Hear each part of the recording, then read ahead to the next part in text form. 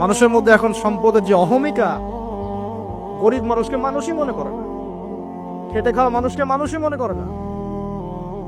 রিক্সাওয়ালা, যারা নিম্নবিত্ত, নিম্ন মধ্যবিত্ত, চা বিক্রি করে, পানের দোকান করে, হালাল খায়, কৃষক, এই মানুষগুলোকে এখন বড় লোকের মানুষই মনে করে না। যাকাত তো দেয়ই না, যাকাত তো তার উপরে ছিল ফরজ, ওই যাকাত তো দেয়ই না যে এই খাবার তার কাছে পৌঁছাবে। উল্টা কিভাবে তাদের সম্পদ লুটে বুটে খাওয়া দেয় সেই বোধ। এবার দিলেও যে কত শর্ত, বাপরে বাপ। তো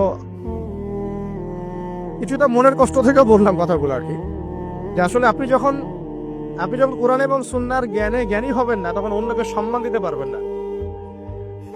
আমরা বড় বড় স্লোগান দিই যে অমুক অমুকের সেবক, অমুক অমুকের সেবক। আসলে সেবা সত্যিকার অর্থে করছি? আল্লাহ পাক তার রাসূলের মাধ্যমে জানিয়েছেন, এই হাদিসটা একটু শোনেন তারপর সামনে যাই। আল্লাহ পাক তার রাসূলের মাধ্যমে আমাদেরকে জানিয়েছেন, শোনো, আলা কুল্লুকুম রাইন, তোমাদের প্রত্যেকে হচ্ছে দায়িত্বশীল। তোমাদের প্রত্যেকেই দায়িত্বশীল। কেউ পরিবারের দায়িত্বশীল, কেউ ব্যবসা প্রতিষ্ঠানের দায়িত্বশীল, কেউ তোমার চাকরির প্রতিষ্ঠানের দায়িত্বশীল, কেউ সামাজিক দায়িত্বে আছো, কেউ প্রশাসনে, কেউ পররাষ্ট্র ইত্যাদি। তোমাদের প্রত্যেকেই দায়িত্বশীল। কুল্লুকুম রাইন ওয়া কুল্লুকুম মাসউলুন আন রাইয়াতি, এবং তোমাদের প্রত্যেককে যার যার দায়িত্ব সম্পর্কে আল্লাহ কিয়ামতের মাঠে জিজ্ঞাসা করবে। আমরা কি উত্তর দেওয়ার জন্য প্রস্তুত আছি ভাই? সবার আগে আমি দেখি, আমি আমার উপর দায়িত্বশীল না? মনে করেন আমি বা আমাদের মতো যারা আছেন, যারা দায়ী ইলাল্লাহ, আলেম ওলামা, যারা উম্মার জন্য ভালো চিন্তা করেন, জনগণকে পথ দেখানোর চেষ্টা করেন, তাদের উপর সবচেয়ে বড় আমানত হচ্ছে কোরআন এবং হাদিস। তাদের উপর সবচেয়ে বড় আমানতটা কি? কোরআন এবং সুন্নাহ, এই জ্ঞানটাকে সত্যটাকে স্পষ্ট করে দেওয়া, এইটার আলোকে সত্য মিথ্যাকে স্পষ্ট করে দেয়া। কতজন মানুষ এই কাজটা করতেছে? কেউ হিকমার দোহাই পেরে সত্য মিথ্যা স্পষ্ট করে না, কেউ চাকরি চলে যাবে এই ভয় সত্য কথা বলে না, কেউ আমার এই হবে সেই হবে কত কি চিন্তা করে সত্যের সাথে মিথ্যা তালগোল পাকায় সময় পার করতেছে। ওয়াজ মাহফিল বাংলাদেশের দিন প্রচারের একটা অন্যতম প্ল্যাটফর্ম। সারা দেশে মনে হয় প্রতিদিন 100-200 মাহফিল হয় কি না? কিন্তু আপনি দেখবেন প্রচুর মাহফিল, অহেতুক গাল গল্প, কেচ্চা কাহিনী, টাইম নষ্ট করা।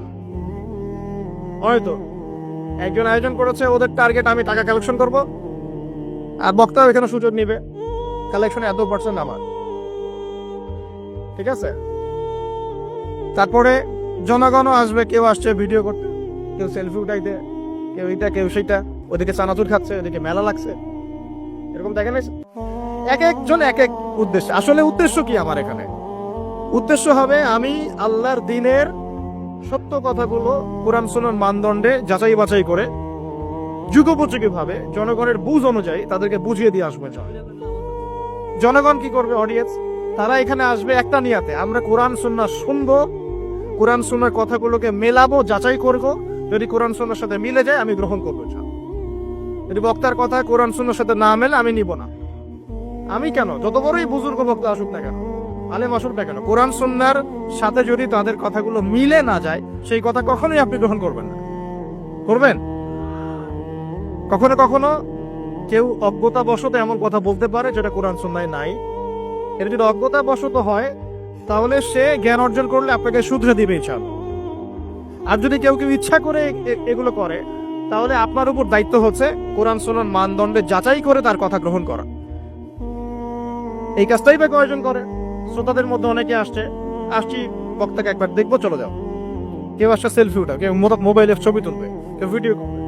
প্রতিটা কাজের উদ্দেশ্য কি? আমাদের দ্বীনি কাজের উদ্দেশ্য হবে এই কাজগুলো ওসিলায় পরকালে আল্লাহর নাজাত যেন পাই ইনশাআল্লাহ, এবং দুনিয়াতে আল্লাহর দ্বীন যেন এগিয়ে যায়, উপকৃত হয়। রিজিক, টাকা পয়সা, উন্নয়ন সবকিছু আল্লাহ পাকে দিবে ইনশাআল্লাহ। আল্লাহ দিবেন না? ইসলামপন্থীদের হাতেই সবচেয়ে বেশি রিজিক থাকবে ইনশাআল্লাহ। ইসলামপন্থীদের হাতেই সবচেয়ে বেশি সচ্ছলতা থাকবে ইনশাআল্লাহ। আর আগামীতে যে দিন আসতে যাচ্ছে, যে অর্থনৈতিক সংকটময় বিশ্ব আসতে যাচ্ছে, এই সময় যে কোরআন সুন্নাহর আলোকে ইকোনমিক্স ঢেলে সাজাবে, সেই পার পাবে, অন্য কেউ পার পাবে না। বিশ্বাস করছেন না? দেখে নিয়ে, যাকাত যদি এখনো চালু না হয়, তাহলে গরিব মানুষের পেটে এবার লাথি মারা হবে সামনে, দেখে নিয়ে। যাকাত চালু করতে হবে। খালি কোটি কোটি টাকা প্রতি মাসে মাসে কামাই করব, যাকাত দিব না, এটা বাদ দিয়ে দেন। যাকাত যে দিবে না সেও বিপদে পড়বে, যাকাত যাকে দেয়া হবে না তারও অর্থনৈতিক মন্দা শুরু হয়ে যাবে। যাকাত আল্লাহ পাক দিয়েছেন কোরআনের। কোরআনের অর্থনীতি মানে যাকাত, কোরআনের অর্থনীতি মানে ব্যবসা, কোরআনের অর্থনীতি মানে সাদাকা, কোরআনের অর্থনীতি মানে কৃষিভিত্তিক অর্থনীতি। এই পুরো বিষয়গুলোর মধ্যে সারা বিশ্বের অর্থনীতি পড়ে যায়। কিন্তু এখন আমরা এগুলো সব না হলেও অনেকগুলো অংশই সরিয়ে দিয়ে সুদ চালু করে এটা দিয়ে খাচ্ছি আর কি। সুদের পরিণাম ধ্বংস হবেই হবে, আজ হোক আর কাল হোক, সুদ ধ্বংস হবেই হবে। সারা দুনিয়া এখন দেখছে যে সুদ কিভাবে ধ্বংস হয়, সারা দুনিয়া এখন দেখছে সুদ কিভাবে ধ্বংস হবে। মনে রাখবেন, এর ফলে শুধু এক শ্রেণীর মানুষই লাভবান হবে। কোন শ্রেণী? যারা বুর্জোয়া শ্রেণী, যারা পুঁজিবাদী শ্রেণী, যারা ধনিক শ্রেণী, যাদের হাতে সম্পত্তি কুণ্ঠিগত থাকবে, এরা হয়তো পার হয়ে যাবে এই দুনিয়াতে। কিন্তু মধ্যবিত্ত শ্রেণী আর নিম্ন মধ্যবিত্ত শ্রেণীর জীবনে এমন দুর্ভোগ নেমে আসবে সামনে, দেখে নিয়েন কি হয়। সুদের পরিণতি হচ্ছে ধ্বংস, সুদের পরিণতি মানেই ধ্বংস। সুদ যখন চালু হবে তখন আল্লাহ পাক কোরআনে বলছেন, ও যে ব্যক্তি সুদ খেলো সে যেন আমার এবং আমার নবীর সাথে যুদ্ধ করলো। এটা বলি তাহলে বুঝবেন। সূরা বাকারায় 279-80 এই আয়াতগুলোর দিকে আছে, 79-81। আল্লাহ পাক বলছেন, ইয়া আইয়ুহাল্লাযীনা আমানু, হে মুমিনগণ, ইত্তাকুল্লাহ, তোমরা আল্লাহকে ভয় করো। আল্লাহর কথা সহজ না? তোমরা আল্লাহকে ভয় করো। ওয়াযারু মা বাকিয়া মিনার রিবা, সুদ ছেড়ে দাও, সুদের অবশিষ্ট অংশ ছেড়ে দাও, মানে সুদ ছেড়ে দাও। ওয়া ইল্লাম তাফআলু, যদি তোমরা সুদ না ছাড়ো, ফাআযানু বিহারবিন মিনাল্লাহি ওয়া রাসূলিহি, তাহলে আল্লাহ এবং তার রাসূলের সাথে যুদ্ধের ঘোষণা শুনে নাও। কার কথা এটা? আমি বানিয়ে বললাম? আপনার কিতাব, এই কিতাব আপনার বাসায় নাই?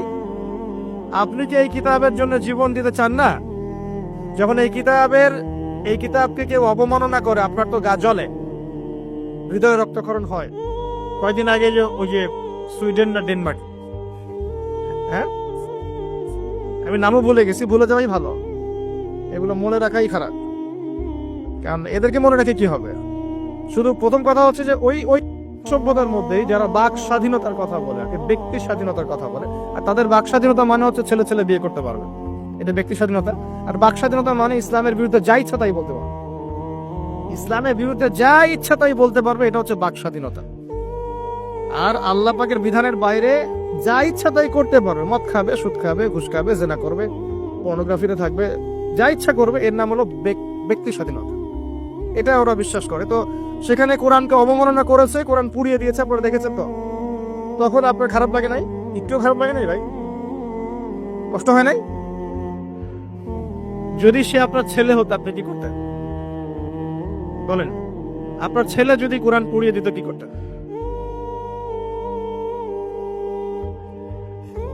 এখন আমাকে বলেন, ওই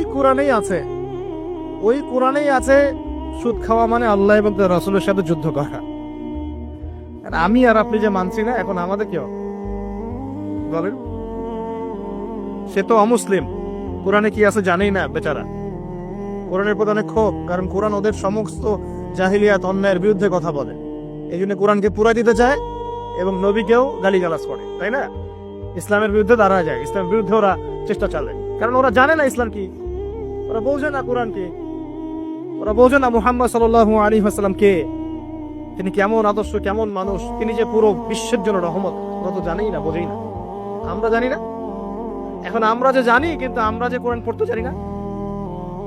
আমরা তো জানি, কিন্তু আমরা তারপরেও যে কোরআন তেলাওয়াত করতে পারি না, জানার পরেও যে কোরআনের অর্থ কোনোদিন পড়ে দেখলাম না।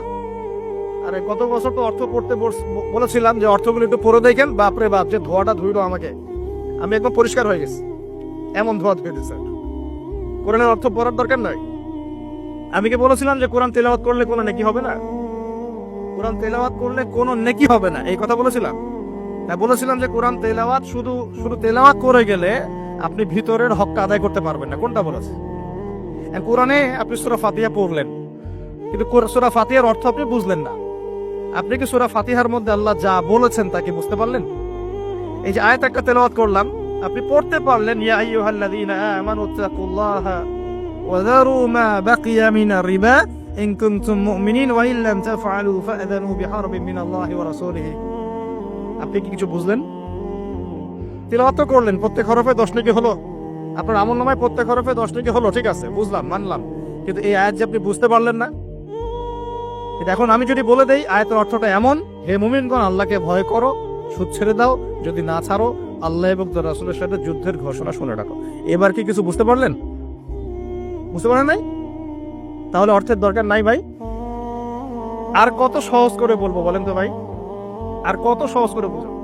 আমি যে এখন মুসলিম পরিবারে জন্ম নিয়েও যে আমি কোরআন তেলাওয়াত করতে পারছি না, অর্থটা পড়ে দেখছি না, নবীর হাদিসগুলো পড়ছি না, কোরআন রেগুলার একটু তেলাওয়াত করি না, কোরআনের একটু দাওয়াত মানুষকে দেই না, কোরআনের কাজে সাহায্য করছি না, এগুলো কি আমার অপরাধ হচ্ছে না? কে বড় অপরাধী তাহলে, তারা না আমরা? বলেন এবার, এই ওয়াদাটা করতে পারি? প্রথম ওয়াদা করেছেন দরুদ করবেন সকালে সন্ধ্যায় 10 বার করে, মনে আছে তো নাকি ভুলে গেছেন? আমাদের মেমোরি তো এখন মাছের মতো, অ্যাকুরিয়ামের মাছ আছে না, মাছের মেমোরি ওখানে ঘোরে কেন সারাদিন জানেন? কারণ ওর memory short time memory loss, মানে ওর মেমোরি এত নিচু স্কেলের, ও মনে করে যে এটা হচ্ছে অনেক বড় সমুদ্র, কোথায় গেল ভুলে গেল, এই যেখান থেকে এই পর্যন্ত গিয়েছে ও ভুলে গেছে কোথায় কোথায় আসছে, মেমোরি লস। আমাদের কেন জানি আমাদের জাতিটা এরকম হয়ে গেছে, আল্লাহ মাফ করো। একটা ইস্যু আসে, ওইটা নিয়ে একদম মাতামাতি লাফালাফ, চলে গেলে ওটা ভুলে যাবে, নতুন ইস্যু, এমনটা হয় না? আচ্ছা, তো আপনারা ওই রকম হয়েন না অন্তত পক্ষে, আল্লাহ পাক তৌফিক দান করুন। তো প্রথমে ওয়াদা করেছেন কি 10 বার করে দরুদ, মনে আছে তো? আচ্ছা, এবার দ্বিতীয় ওয়াদা করেন যে কোরআন যারা তেলাওয়াত করতে জানেন না, আমি অর্থের কথা বলছি না এখন, জাস্ট তেলাওয়াতের কথা বলছি, যারা কোরআন তেলাওয়াত করতে জানেন না, এই যে রমজান মাস সামনে আসছে, এই পুরো রমজান সময় দিলাম বিশুদ্ধ করে কোরআন তেলাওয়াত শিখতে হবে। রাজি আছেন ইনশাআল্লাহ? রাজি আছেন ইনশাআল্লাহ? ওয়াদা করছেন তো? নিয়ত এত দুর্বল কেন? নিয়ত এত দুর্বল কেন? কোরআন তেলাওয়াত শিখতে কি কষ্ট হবে খুব? এটা তেলাওয়াত শেখাটা কি অযথা হবে? কাজে দিবে? কোরআন যে তেলাওয়াত করতে জানে না, কোরআন কি তার পক্ষে সাক্ষী দিবে না বিপক্ষে সাক্ষী দিবে? আর কোরআন যার বিপক্ষে সাক্ষী দিবে সে কি জান্নাতে যাবে? কি মনে হয়, জান্নাতে যাবে? আচ্ছা, তাহলে একটু ওয়াদা করতে পারি ইনশাআল্লাহ, আগামী রমজান শেষ হওয়ার আগেই কোরআন তেলাওয়াত শেষ হওয়া চাই ইনশাআল্লাহ।